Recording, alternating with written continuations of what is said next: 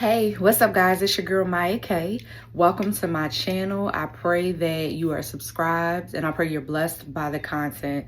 So today, what I really want to talk about is my first semester as a PhD student and just a little bit about my journey. So if you've never been here before, this is your girl Maya K. I am a 15-time author, best-selling author on Amazon, as well as an award-nominated author. And so this is a really interesting journey and a really interesting season of my life, because my PhD is actually in health sciences with a focus in exercise and sports science.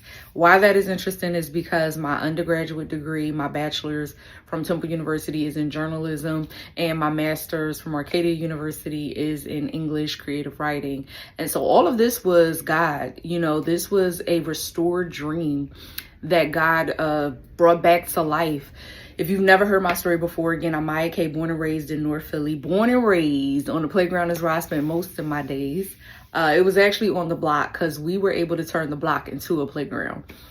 But if you have never heard my testimony, I struggled with undiagnosed, clinically, schizophrenia for about 20 years. However, through 3 different women, the Lord confirmed it without me really telling them anything that the other woman had said.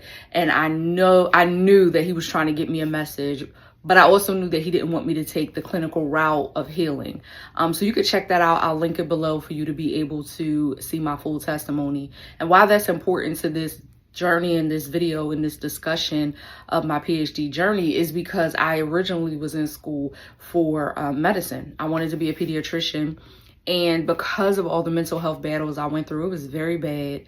I ended up having to sleep with my mom a lot throughout college. And just because I knew if I slept by myself during the seasons when it was darkest and hardest, I would probably end up committing suicide.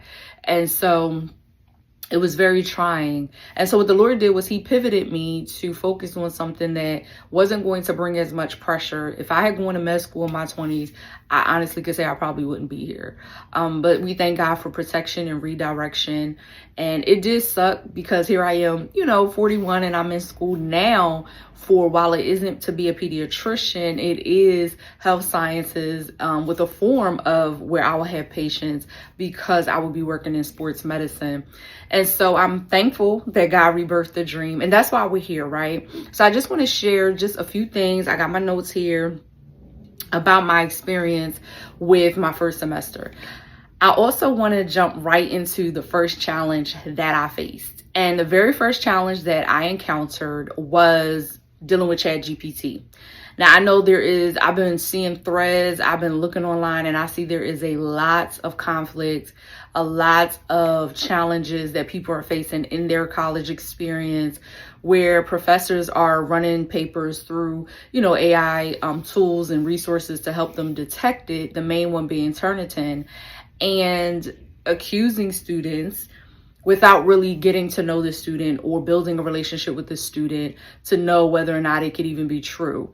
And just like with anything, AI is not perfect. The technology is not perfect. However, I'm very transparent. So I want to tell you guys how I had my very first encounter with this. So my professor emailed me. It was for an annotated bibliography, and it was my first one. And I wanted to make sure that I had answered all of her questions. So I put my full 9-page paper that I wrote word for word by myself, and I put it, not only that, I went to tutoring. So I did the online tutoring as well that they offer through my university for my PhD program. And I put the whole paper into chat. Then I put her criteria into chat and said, did I follow her criteria correctly? And if, it said, oh, you missed number 9 for the first annotated bibliography, I would go back to my Word document and just fill it in. It wasn't like chat had the 5 articles that I selected that I had to research and pick up. It was no way for them to give me an answer. It was just them saying, you missed this.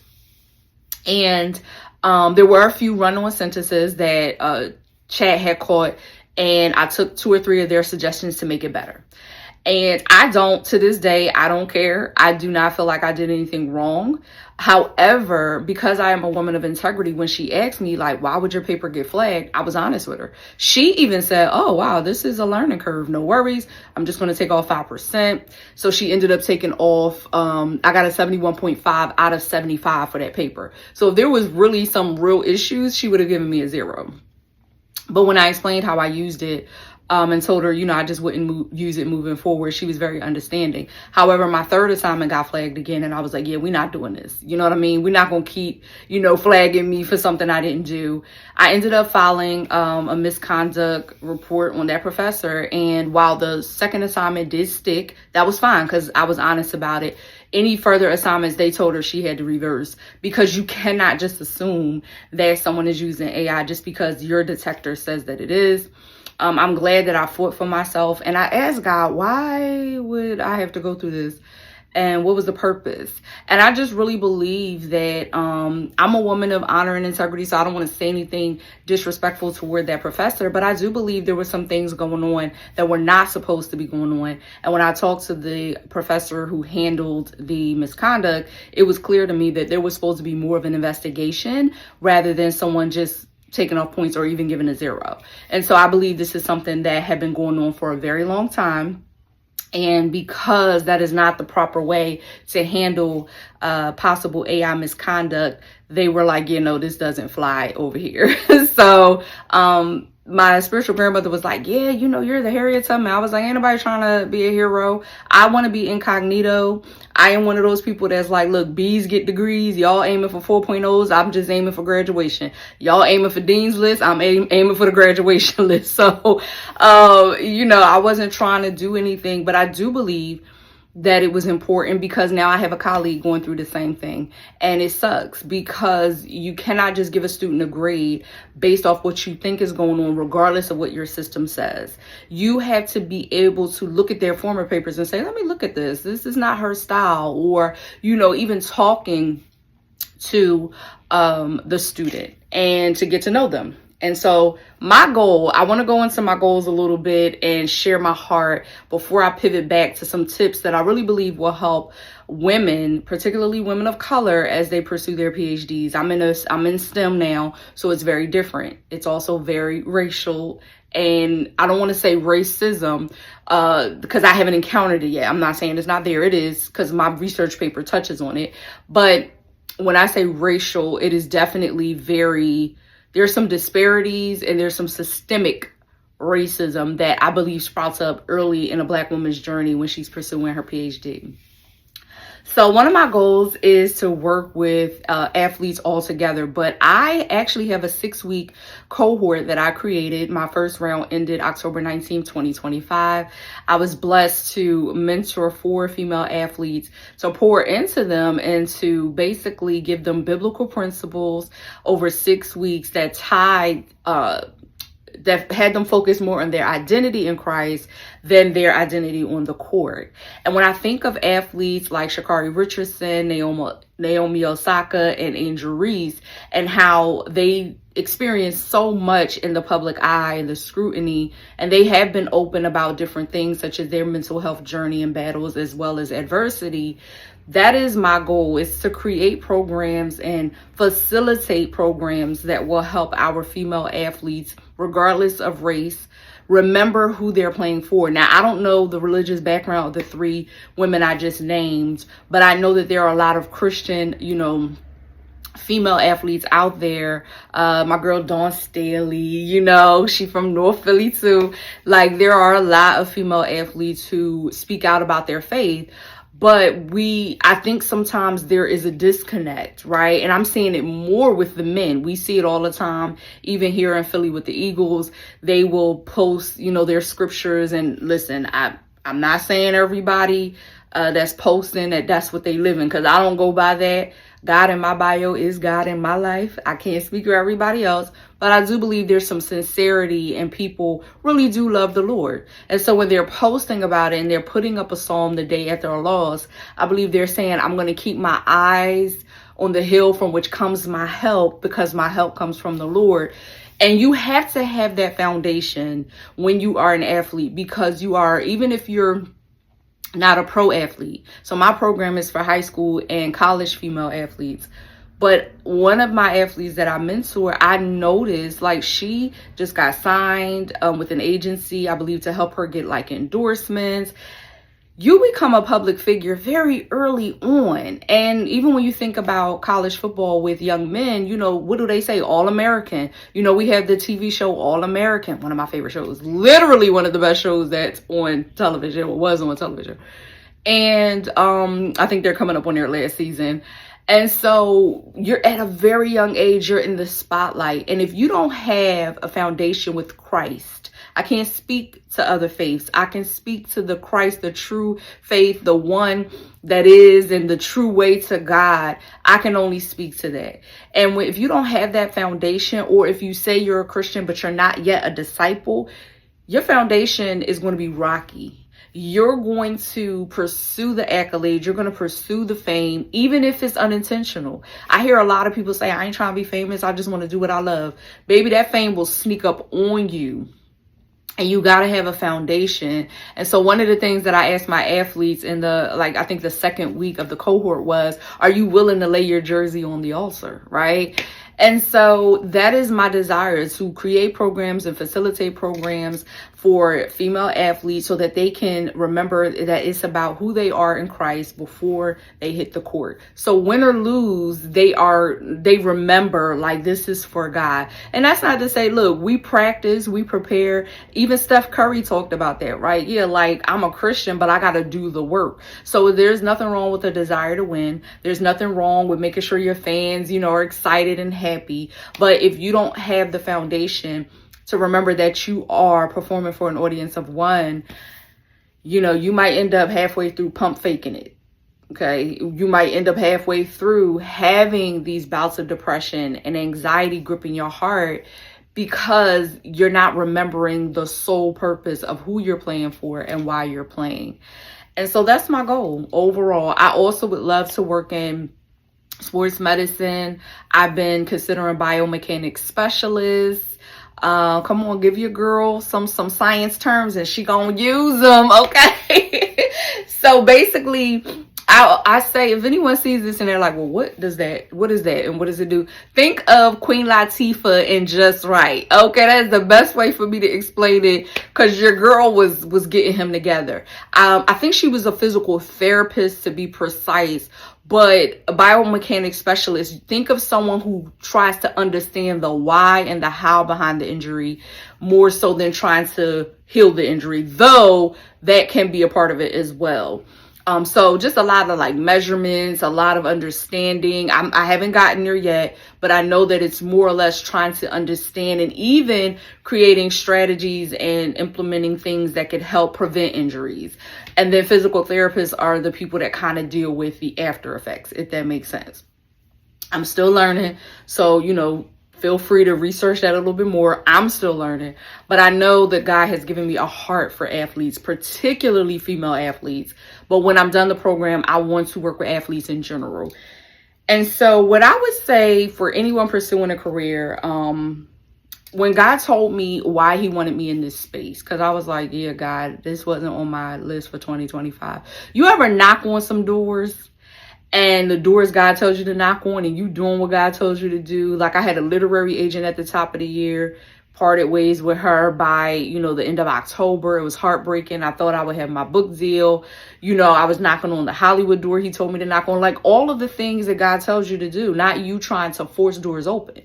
And when you do those things and you implement and you work hard and the door that opens ain't even one that you was trying to walk through, you like, this ain't looking.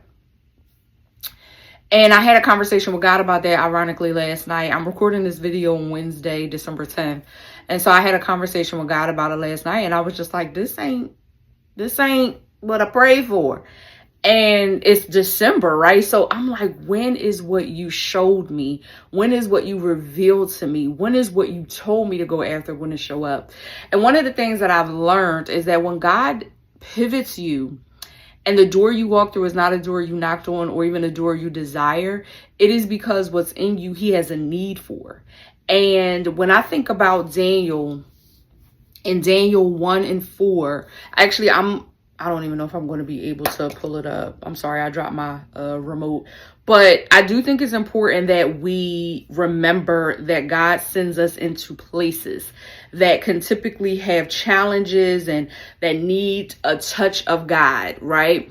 And so when I think of Daniel, remember what the king says in Daniel 1:4. He said that he was looking for young men in whom there was no blemish, but good looking, gifted in all wisdom, possessing knowledge, and quick to understand, who had ability to serve in the king's palace, and whom they might teach the language and literature of the Chaldeans, or Chaldeans, I think that's how you say it. And what's so funny is, if you think that Daniel and the Hebrew boys that he was with, you know, we call them Shadrach, Meshach, and Abednego, and a bad Negro. Forgive me, Lord. We tend to forget, like, even it goes down in verse 8. Here's a but. It says, but Daniel purposed in his heart that he would not defile himself with the portion of the king's delicacies. So already in chapter 1, Daniel is like, but there's a but there. And that shows us that there was already challenges that arose when Daniel and them first entered the king's palace. That Daniel did not choose to be there. He knew that he had been trained and that he was learning things and he was growing closer to God through prayer. We read the whole book. If you read the whole book of Daniel, Daniel was a prayer warrior, unlike no prayer warrior. But he was not knocking on that door. He was not, that is not something he chose, right? He was in a Babylonian system that was very corrupt, filled with idolatry. We see that in Daniel, later in Daniel, when Nebuchadnezzar builds the statue and he tells them to bow down. And so he didn't knock on that door and he really didn't choose to be there. However, what was in him was needed.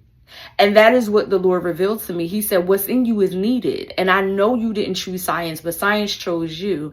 And I know that the enemy has been taunting you, making you think that maybe you weren't called to this because you struggled so much in the sciences your first 2 years of college before switching your major. He wants you to think that this is not for you because you got Black women who have gone before you, who are in engineering and, you know, who are in medicine and who are in science and who are in math, and they have more of a solid background. But I am saying that what I put in you is enough. And even when I was studying Kings and First Kings with Solomon, I'm thinking about the wisdom. Like Solomon in his dream, God asked him what he wants. He said, I just want wisdom and I want to be able to lead your people right. And that was my prayer, that if I'm going to do this, God, that I need to be able to lead your people right. And so that's why the AI accusation was like mind blowing. But here's what's powerful.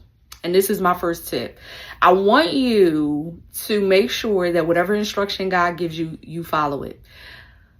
He had already told me to stop using ChatGPT the week that happened. I had no idea why. Then before, the professor emailed me and said, hey, you got flagged at 37%. Do you know why this would be? Please reply back in 24 hours. He had told, I saw it in the spirit by tutor's feedback from the paper.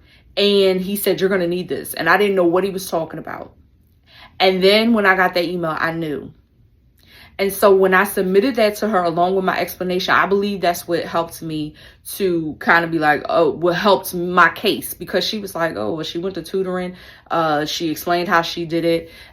She didn't ask me for anything else, but I did have the transcript from chat to show like, this is what I did. There was nothing. Chat didn't write none of this. Okay. And my first tip is to just follow God's instructions, because even though I did use it responsibly, he knew that that there was going to be some type of hiccup, right? Because while I do not agree with the fact that I feel like so many universities, based on what I'm seeing on social media, you got parents saying my son was accused of AI, like what's going on? I believe that in their desire to make sure that you're a great student and that you're writing with integrity, they're actually causing more stress than necessary. And it's been documented that AI detectors aren't even that great. right? And so God's instruction to me not to use it was so that if accusations come up in the future, that I would be able to have a leg to stand on and say, I didn't even use it to check my work, which was what I did. I didn't use it for any reason. Even for editing, I use Grammarly. That's it. I use Grammarly to help with punctuation. Okay. And so follow God's instructions, and not just when it comes to what not to do, but what to do. You know, the Lord gave me my research philosophy, and my research philosophy is built on faith, integrity, and representation. I didn't want to necessarily bring up representation because I didn't know how it really fit into the context of my final research paper for my other class. I had 2 classes, and he was like, no, it is very important. And the example that he gave me in reference to representation was in Acts 10, when Peter, you know, when he was fasting and praying and he got that vision and he saw all these animals and he was like, you know, God says, rise, slay and eat. And he says, I can't eat that. And God was like, don't you dare call unclean what I've called clean. And then he later realizes that what the Lord is talking about is the Gentiles and the Jews, not necessarily this context of food. And when he gets visited, and let me go to Acts 10 because I don't want to say the guy's name wrong. But when he's visited by the gentleman that God tells him is going to come, it was Cornelius. Yes, it was Cornelius who had been praying. And he said, look, send for Simon Peter and, you know, tell him to come on. And then that's the next day, Peter gets the vision. And the Lord tells him, rise, Peter, kill and eat. He said, no, I cannot eat anything common or unclean. And the voice says to him, what God has cleansed, you must not call common. And it was done 3 times, which is confirmation. And then he kept thinking about it and wondering what was going on. And then he's visited by Cornelius. The inquiry that was sent from Cornelius, it wasn't him directly until he went to send for him. And so he tells him, like, listen, it says in verse 24, this is where Peter meets Cornelius in Acts 10. And the following day, they entered Caesarea. Now Cornelius was waiting for them and had called together his relatives and close friends. As Peter was coming in, Cornelius met him. He fell at his feet. Peter was like, no, I am a regular man. But he talked with him and he said, you know how unlawful it is for a Jewish man to keep company with or go to one of another nation? But God has shown me that I should not call any man common or unclean. And why this was so important to the area of representation God wanted me to harp on, or touch on rather, is because that's the point. Like, there's so much disparity, systemic racism, and challenges in many fields, but particularly in science. And one of my questions to anyone who feels like an African American does not belong in the field of science would be, baby, have you heard of the peanuts? Okay. When I was young and I was in school, in elementary school, George Washington Carver was the person who I chose every time there was some type of science project. I was infatuated with his process and the things that I learned about him. And let me be clear, this wasn't a African American history class or anything like that. This was regular elementary school. And yet all of the sciences I had heard of course I heard of Albert Einstein, but most of the sciences I had heard of was Black Americans. And so I think it's so important that if God tells you he wants you to stand up in a space, to go into a room, not just to represent him like Daniel, but also like Cornelius and Peter, to be able to say, listen, this racial disparity that's going on is wrong in God's eyes. We need to balance the scales by making sure that we're educating people who look different from us and not being intimidated by them. So go in. If God tells you to go in, there's a need for you. Even if you feel inadequate or unqualified, there is a need for you in that space. My second tip would just be to make sure you're utilizing all of your school's resources. For many people with the PhD, I want to say this. I've been seeing a lot of discourse online that if you're paying for your PhD, you're doing it wrong. I want to encourage those who are not in a fellowship or who are not receiving a stipend. I don't like commentary like that because it makes people feel like that they should wait. I prayed when I got accepted to the university I go to. It was in March. And at the end of the day, I prayed and fasted and asked God for funding, and I waited, and I even wanted to go to a different school. This was God's path for me. And so I didn't want to take out loans. And what the Lord said to me was, do you not trust that if you do loans the first year, that I will not come through for you the remaining years, and even do some a miracle with supernatural debt cancellation, or just have you pay it off? And so it is so important that you pursue what God tells you, where God tells you, because the provision is going to be where he sends you. You could go to a school that pays for all 4 years or 5 years of your program, but if God didn't send you there, I'm talking godly provision. It's fine that you may have gotten money from the school, but godly provision is what we're after, because where his glory is, that's where I want to be.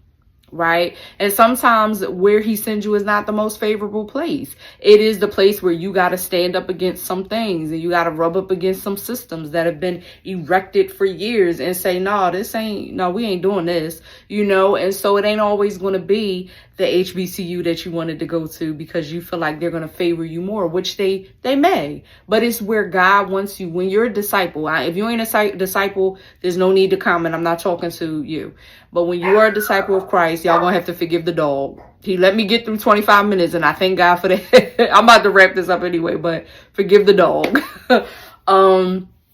So yes, just following God's instructions, to making sure that you are, focused, and the strategy that he gives you for your program, and navigating that program, but using all the resources. I go to the online tutoring center for every paper, basically submitting it online. Sometimes I do live tutoring sessions, because it just makes sense. Right. And because here's the thing. Yes, I'm a 15-time author, but I'm new to academic writing in this space. So I want to make sure I'm putting my best foot forward, and I'm humbling myself to say I need to use the resources and the tools so that when God sends me in these rooms, that I'm able to do what he's called me to do. And lastly, I would just encourage you to have fun with your journey. I think too often, because PhD is a doctorate, so we think academically all the time. We're thinking like researchers. Our minds is kind of always in the books, but have fun. I'm doing this for fun, documenting my journey on YouTube and having a great time. If it turns into something else, great, but I'm doing it for fun. And so make sure that you're enjoying the journey. You remember who you were before you got there. And them letters are not your identity. Okay. They're just something that God is allowing you to get, the PhD, and the letters I'm talking about is the doctor. Don't go for that, but it's a part of it, right? It gives you the credentials needed for God to use you in the space he wants to use you in. And so I think that was it. I'm gonna double check. Yes. So join me on this journey. I want you to subscribe to the channel. Make sure that you are staying in the loop. You can follow me on all social at Writer Maya.